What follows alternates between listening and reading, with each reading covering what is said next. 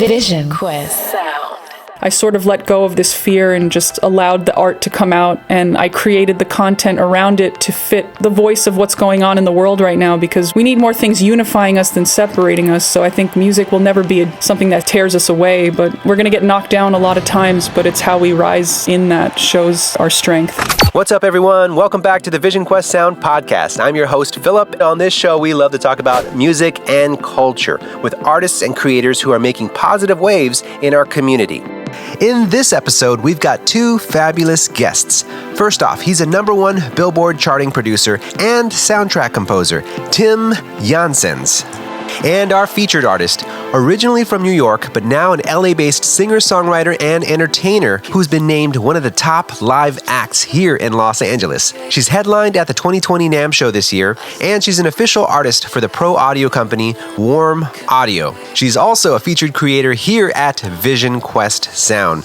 She's released 2 pop albums and various singles with her partner Tim Janssens, including her new album Apogee, which we're going to be talking about in this episode. Please welcome Whitney Tai. Tim, Whitney, thank you so much for taking the time today and joining us on our podcast. Thank you so much for having us. We have Lee Lontok, our reviewer, our artist development vocal coach, and more than that, he's on our VisionQuest Sound team. Lee, welcome to the show as well. Good morning, everyone. Hi. Congratulations on your epic new album, Apogee. Whitney, Tim, this is awesome. Thank you. Yeah, we're very excited about it. We've been working on this album for a pretty long time, so it's kind of cathartic that we've, let it out into the world, and at a time when things are so difficult. So it was kind of a frightening experience too. Despite the fact, with this world pandemic, I know that it brings a ton of challenges, and it's crazy to release music, but I like to spin that question around. What opportunities did it present to you in, say, releasing this album during this time? For me as a producer, there's totally no difference because I spend my time in the studio every day. So if the world's falling apart or not, it's the same thing for me. And Whitney? Well, as the artist, because Tim's kind of behind the scenes doing all the composer producer stuff, so he's kind of like in his dungeon, but I'm on the outside kind of also being the face person. I would say that right now that people need something that's healing, and I think I had to get past this feeling of guilt and shame of having created something that was so, I guess, blissful for me, because the album is a sign of healing and growth, and it was where I had arrived at after getting through a lot of things emotionally, so I felt it was my duty to allow people to have something that is, soothing at a time when everything is so dark and trivial. Wow. Powerful. I felt that too. And your common theme of healing and pain and empowerment, it kind of all came together in a relevant time.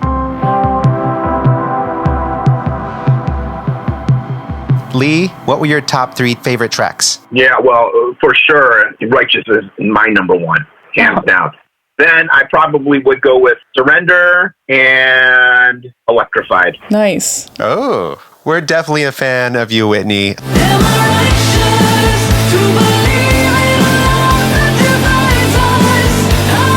Lee, you mentioned Righteous. You did a review on that. You did a review on Whitney's album. What gravitated you towards Righteous that you just were going bananas about? I really couldn't describe what I was feeling when I was hearing the song because it was truly unique. Every time I listened to this song, it reminded me of when I used to hang out at this bar over there in West LA or on the borderline of Beverly Hills I think it was called A Vampire. And for some reason, this song just was dark, but beautiful. And I just totally loved it. I thought the production on it was stellar. The vocals on it were amazing. And you really brought your A game, your vision of that song and how a story was supposed to be told. So I found this song, compared to the rest of your songs, as the standout because it's slightly different than all the other songs. Where all the other songs were a little bit more synth-based, maybe more piano. Hats off. I loved it. Thank you so much, Lee. And we loved your review. We were very humbled by the words that you lent to us. We were excited that you got to work with you. You should be very proud of this body of work because, I get a lot of CDs from a lot of students and, most of the time what I'm hearing, the capabilities of their voice outweighs the capabilities of their songwriting and production.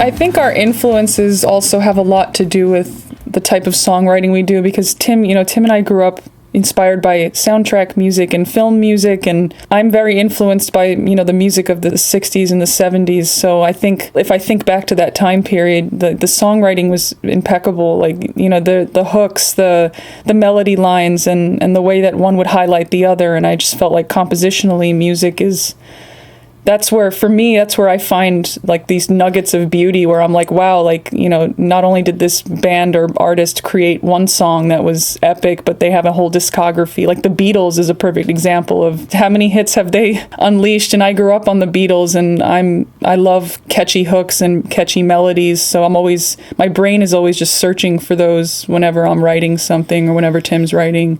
So I think that's just in our genes to kind of not mimic, but, take inspiration from greatest songwriters that there ever were. We're trying to do some justice. I completely agree. That's why I referred track 8 to having such strong melodies, and it reminded me of the 70s, like Boston and Electric Light Orchestra. Were just very opera pop. It was just a different time because synths were relatively new. They weren't around. They were probably around in the 70s for less than 2 decades, and they really had to try to figure it out. And these guys figured it out, and I think you're right in that vein, which is awesome. Wow, thank you. Quick question for Tim. Since we're talking about Righteous, talk to us a little bit about your approach to that. What made it unique? It was kind of different. There were some guitars. It was more rock-based. I just started with that drum thing, like to give it the rhythm that it needed. And then we slowly started building on that. So it's just basically a drum track that was glorified. That's all. That's all I can say. Like we just built it around the drum track. That's it. Easy. I love how you put that. You make things just seem so simple. I mean, I'm a big fan of soundtracks and of the music beds that you create. Epic, stunning, lush, everything that you've been doing with Whitney. I love your partnership and, the relationship, the love and pain that you have there.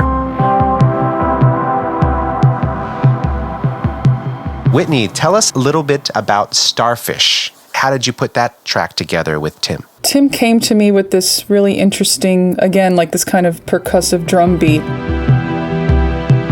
Like at the time that I first heard it was like kind of some basic chords and... Let me give you a little secret here. At first, when she heard the melody I played on it, she wasn't convinced until she started singing it herself. So she had to start singing it before she felt it. Okay, so that's the secret. I guess I like the twisted plot we've created.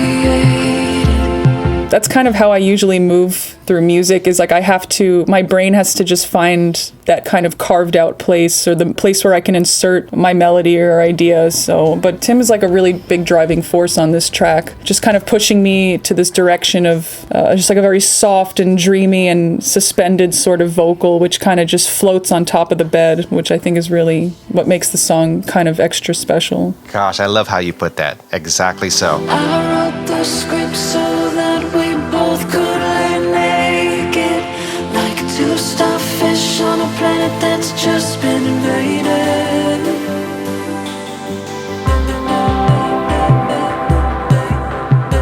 We have just released an official lyric video late last night. I'm probably only on like 3 hours of sleep right now, just because I was up making this for like 7 hours yesterday. There's also a promotional video for Arturia, that's a software company, and we did a video for that also, which is like a slightly shorter version of the song.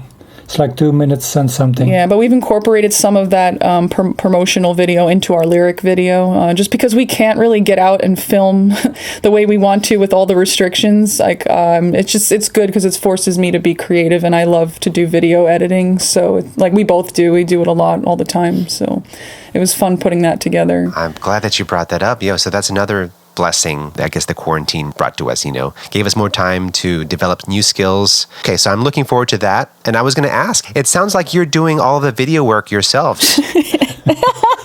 Yeah. He films, but we both edit. I come from back in the record days in the industry.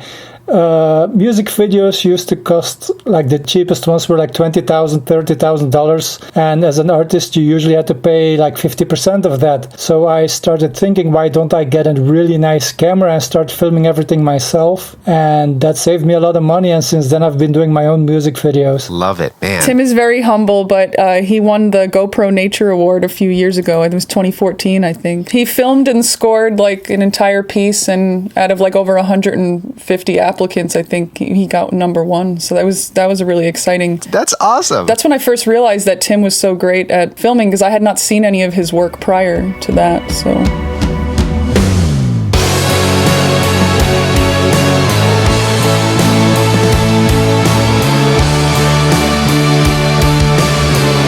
Not Without Love. I feel some kind of personal connection to this song. I mean, I feel connected to all of them, but there's something about the time when we were making this one. This song was like kind of that little bug that just kept, crawling up the side and like annoying you, because originally we had like this other chorus, and it wasn't giving the lift that it needed, and we finally had this like aha moment, because we performed that song live so many times, and I was like, you know what, I'd love to incorporate some of the things that I'm doing live in the recording, because it gave us a chance to put the pants on and like wear them for a little while and see how the song feels on stage. And I started doing some different things and experimenting with the song, and then it kind of led to this grandiose chorus of lots of layers and high notes, and I think for me it just felt like a release. Like that song was like part of the apogee, meaning of the album. It was getting closer to this place of freedom and just letting go. So I think that's why it means a lot to me.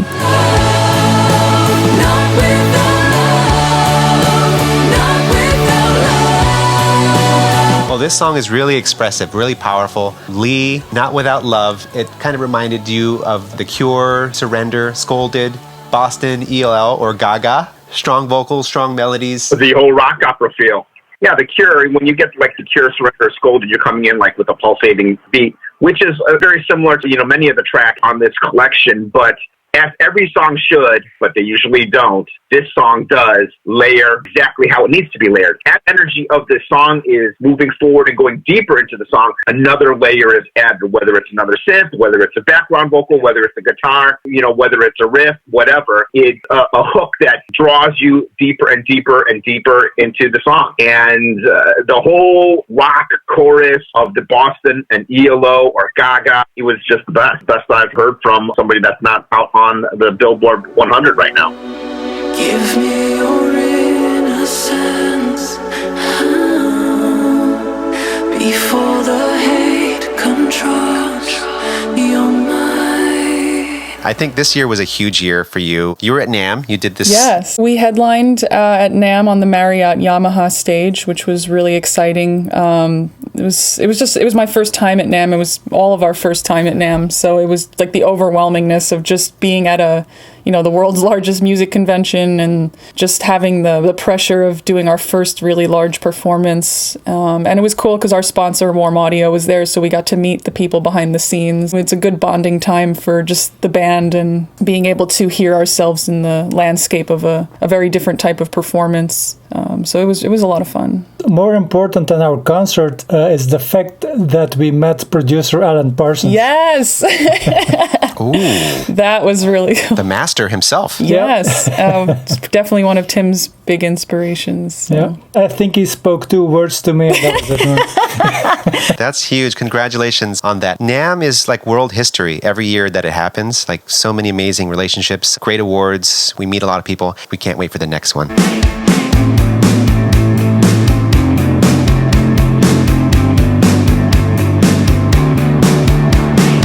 congratulations on the features that you've been getting just throughout the whole year. Tell us how you promote your music. What's your process? What's your strategy? And how do you meet all these people? The strategy is called being a starving artist and having to figure things out on your own.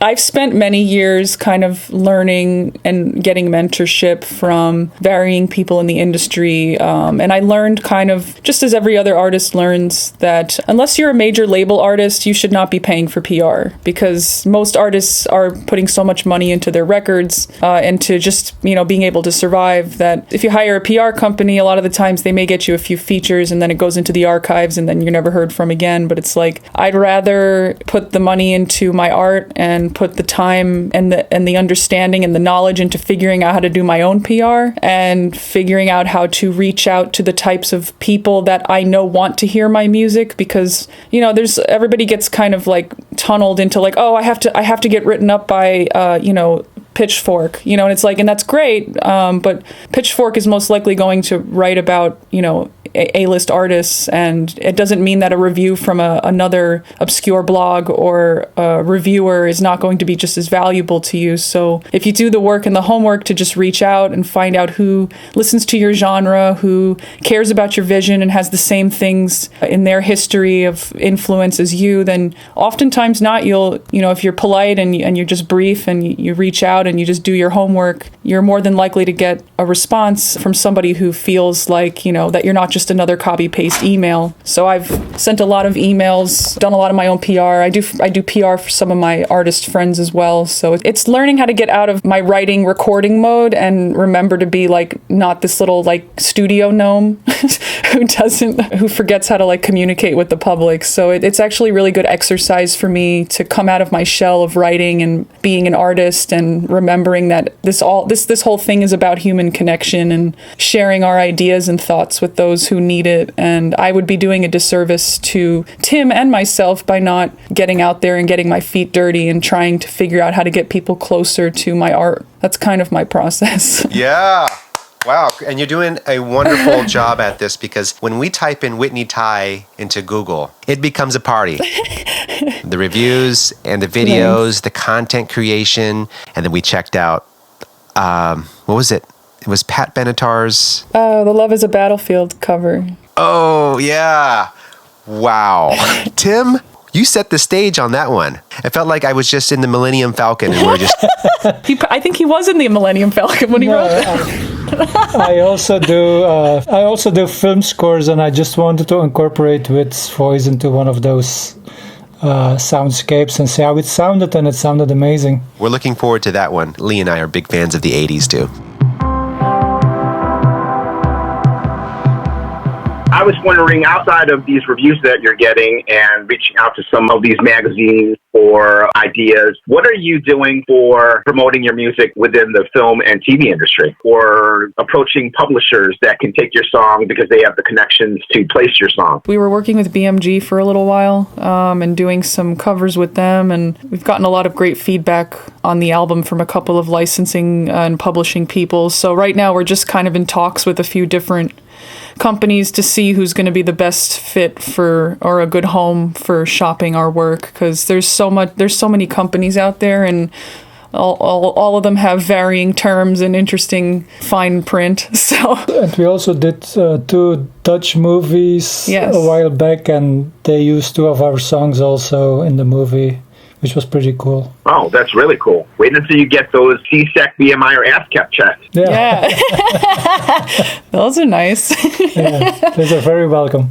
Are you guys going to be performing anywhere out of state, since you can't perform here in Los Angeles at the moment? I've been waiting a little bit to see what's going to come out of this, because I'm still kind of concerned about the health and well-being of my band. I don't want to put them in a position where they're, in some sort of compromise. I have a few members of my band who have compromised health issues, so I have to be pretty careful not exposing them in a way that's just detrimental to their health. So right now we're just kind of laying a little bit low. I'm kind of sad because we were supposed to have an album release party right before the pandemic hit, but obviously that's something that we're going to schedule soon. I'm hoping for August. We have this show we're supposed to be putting on in Malibu. So if that ends up working out, post-pandemic, then I might just shift that to be maybe our album release party or something. But I'm not sure. I'm not going to put that in stone yet. I like that word, post-pandemic. Please come soon before Christmas. Yes, please. Can you give some shout outs to the musicians on your team? Yeah, so Andrew Kingsley, shout out. It's our lead guitar player. Matt Paris is our drummer. Tim Janssens on keys. We've got Megan Rask on bass, and some girl named Whitney Tai on lead vocals. Yeah.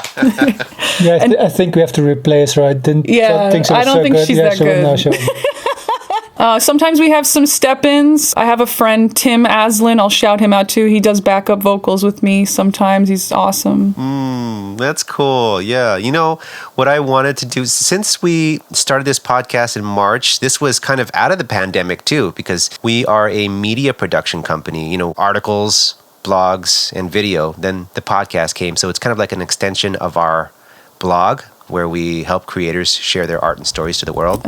Yeah, we just can't wait to get back into the video world too after this pandemic. But we love to do interviews more than podcasts, because it's just, you know, that energy of having people in the same space together. We would love to feature you on our channel with Andrew and the whole team, you know, after a live performance or something like that. That would be cool. That would be awesome. We really would look forward to that.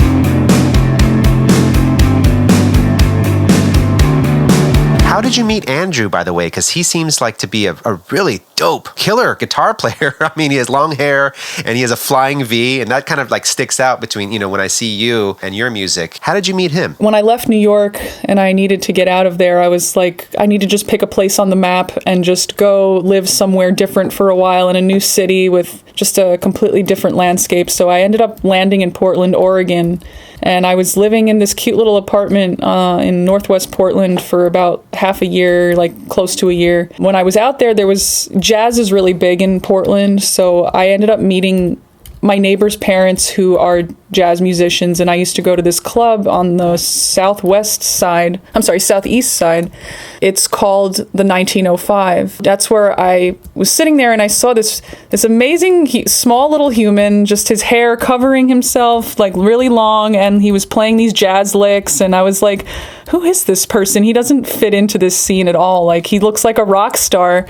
And I at that time, I was playing a show at the Roseland in Portland, and I needed a band, and my friend actually put me in touch with Andrew, and Andrew put a band together for me at the Roseland. And then from there, at that time, a few months after, we started talking to Andrew and telling him that we were moving to LA, and within no time, Andrew packed his bags and moved to LA too. So we all just ended up continuing to work together. And then Andrew and I, started our own band on the side too. We have like a progressive rock band that we also have. It's kind of new. It started last year, and we've been doing shows under that alias as well. So it's been a really interesting ride. He's a big part of the sound of this album, his guitar sound. We played live with him so many shows that he kind of brought something new and cool and different to our recording process. We've written almost like a 10-track album already, and we're going to probably record an EP once everybody can get back in the studio together again, and test out some new songs, because we have an acoustic version of one of my 1905 songs on Bandcamp. I can send you a link to that so you can hear like the sound. I would say like if Chris Cornell, Alice in Chains, and STP had a baby, like this would be the baby. Can we use that quote? Like two starfish on a planet that's just been invaded. Yeah, congrats on your team, on putting together your team, because I know being a band leader, or just a leader in general, managing and putting everything together, doing all the content yourself in a pandemic, that's a challenge. I think leading people is something I'm just used to. I've worked as a project manager in my previous job for a really long time. So like I know it's about respect, it's about communication, it's about making sure people are there because they want to be there and not because they feel forced to be there. And the main thing is to feed them properly, give them burgers once in a while so they stay happy. Feed the musicians. Yes. Keep them happy so they don't get, aggressive. Yeah. Yeah, so, yeah. What keeps you going? Are you a coffee person, tea? Oh, God, I am such a coffee person. But I don't know if I'm, addicted to coffee more than I just, love coffee. No, you're addicted. Maybe that's the sign of addiction when you really love it. How about Tim? What keeps you going? Red Bull, water, snacks? Coca-Cola. Yeah, keeps me awake.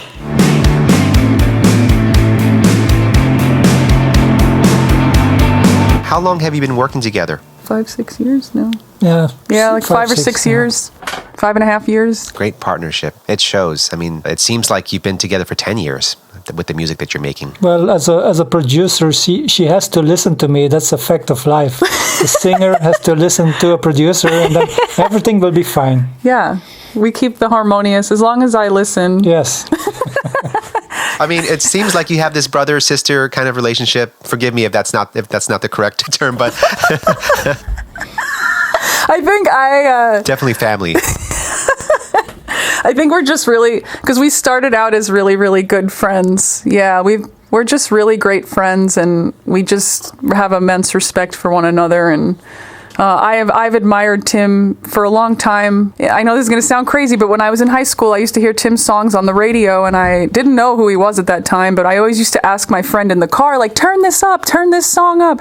And I was like, who is this? And she's like, it's Sun Freaks. And I was like, okay. And then like I would go home and download his songs, and then lo and behold, like a few years later, one of my songs was submitted on a website, like a competition to be produced, and Tim won the competition. And at that time, I didn't know who Tim, like what his legal name was. I just knew him by his dance producer name, and I found out it was the same person that I had loved listening to in the dance world. Tim was one of the first dance producers to bring electric guitars into his sound. So he was copied by Axwell and all those other big guys. It was just cool. It was like surreal to like be working with somebody who I'd admired and thought was like different than all the other dance producers of the time. He sounded like he was rooted more in like that Giorgio Moroder, like kind of like classic 70s background. And I was like, this is super cool and catchy, and it feels warm, and like most of the EDM that I hear today is like kind of cold and sterile, but his music had a warmth that I really loved. I can see that. More so, I can feel it. Dynamite. The workflow between you. Whitney, do you find yourself sending him rough tracks, or is he more sending you skeleton tracks?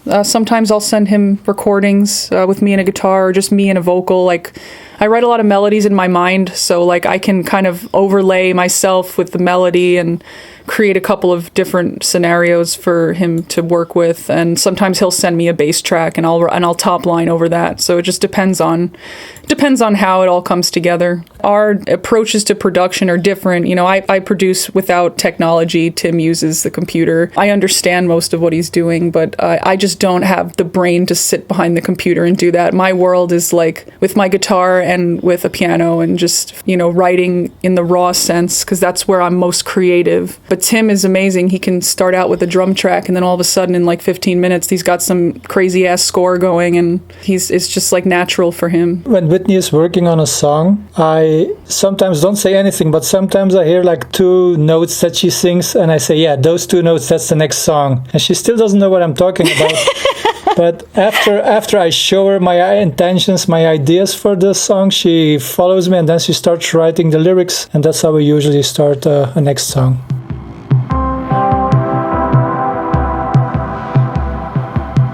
Being in a pandemic as an artist, releasing music, you definitely have a lot of experiences since you've been releasing all year. What advice can you give to artists who are in the same boat, but who are kind of in this struggle with, should I release? How should I release? What advice can you give to them? I would say, you know, and this applies to anything in life, you know, any sort of difficult time that people can be going through, is that music is a source of comfort to many people. And I think if people are afraid or they don't know how to approach it, I would just say to be as authentic as possible. Like, if you want to release music, you know, ask yourself the questions like, does this answer the question of what I need to do for me right now? Is this going to answer the question of what people need right now? And, you know, obviously to be thoughtful to the whole process. And, you know, that was kind of where I reached a crossroads with myself, you know, releasing a 10-track album during a pandemic. I didn't intend it to release at this time, but it was already scheduled for release. So the timing of everything for me was more just, you know, strange and eerie. But and as I sort of went along, I realized that people